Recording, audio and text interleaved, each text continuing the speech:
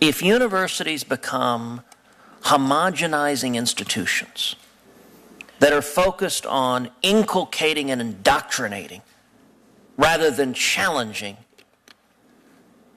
we will lose what makes universities great.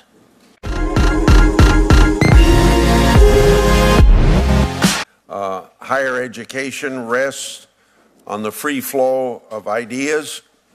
Education requires that positions be held tentatively, tested by opposing arguments that are rationally considered and evaluated. All colleges, therefore, must protect free speech.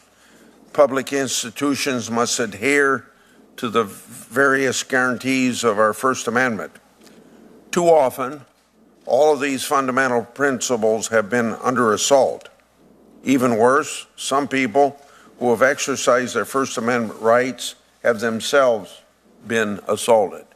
As a result, those who would curtail free speech have been emboldened, and those who disagree with the prevailing orthodoxy have been censored or chilled from speaking freely. I agree with some of what you said. I disagree with others. Let's take a look at the First Amendment. The First Amendment says that Congress shall make no law respecting an establishment of religion or prohibiting the free exercise thereof, or abridging the freedom of speech or of the press or of the right of people peaceably to assemble and to petition the government for a redress of grievances. The fact of the matter is, there are certain occasions on which individuals assemble not to act peaceably, but to act as destructively as they possibly can. I went to a smaller private university. There was never a problem. But you have big universities, and one of the largest is the University of California, with 10 campuses, over 250,000 students.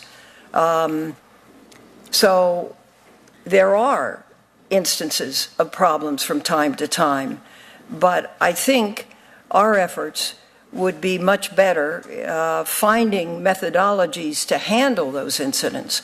I know of no effort at Berkeley of the University of California to stifle student speech, none. And if there is a specific effort, I would certainly appreciate it if people brought that to my attention. Thank you, Mr. Chairman, and thank you for holding this very important hearing. Free speech matters. Diversity matters. Diversity of people's backgrounds, but also diversity of thought, diversity of ideas. Universities are meant to be a challenging environment for young people to encounter ideas they've never seen, they've never imagined, and that they might passionately disagree with. If universities become homogenizing institutions that are focused on inculcating and indoctrinating rather than challenging, we will lose what makes universities great. The First Amendment is not about opinions you agree with. It's not about opinions that are right and reasonable. The First Amendment is about opinions that you passionately disagree with and the right of others to express them.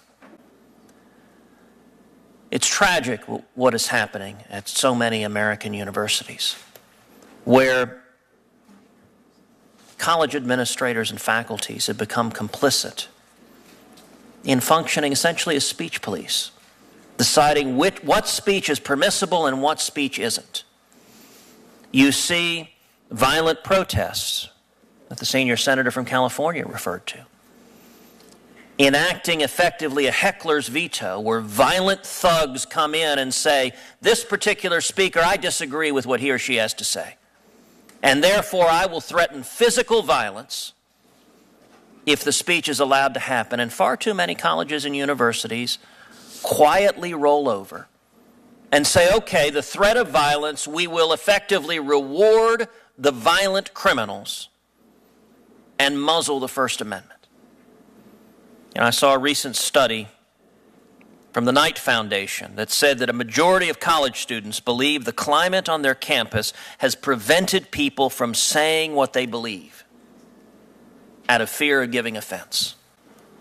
What an indictment of our university system. And what does it say about what you think about your own ideas? If ideas are strong, if ideas are right, you don't need to muzzle the opposition. You should welcome the opposition. When you see college faculties and administrators being complicit or active players in silencing those with opposing views, what they are saying is they are afraid. They are afraid that their ideas cannot stand the dialectic, cannot stand opposition, cannot stand facts or reasoning or anything on the other side. And it is only through force and power that their ideas can be accepted. Particularly respect the First Amendment, which says, as Senator Feinstein quoted it so well, no law abridging those rights. Now, I recognize that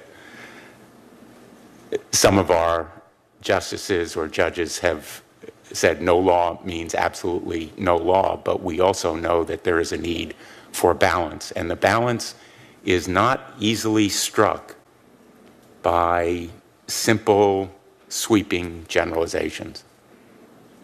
These issues are complex, and they do involve balance, and I would just emphasize how important respect for the rule of law and the setting of time and place and manner definitions for the exercise of these rights is on campuses, at rallies, in town halls, all across this great country. I, as a prosecutor and state attorney general, federal prosecutor and state attorney general, advocated laws against hate speech, or hate crimes, I should say, and respect for speech that could be preserved. And the striking of that balance is just one area where I think we need to take lessons from the experience that you bring to us today.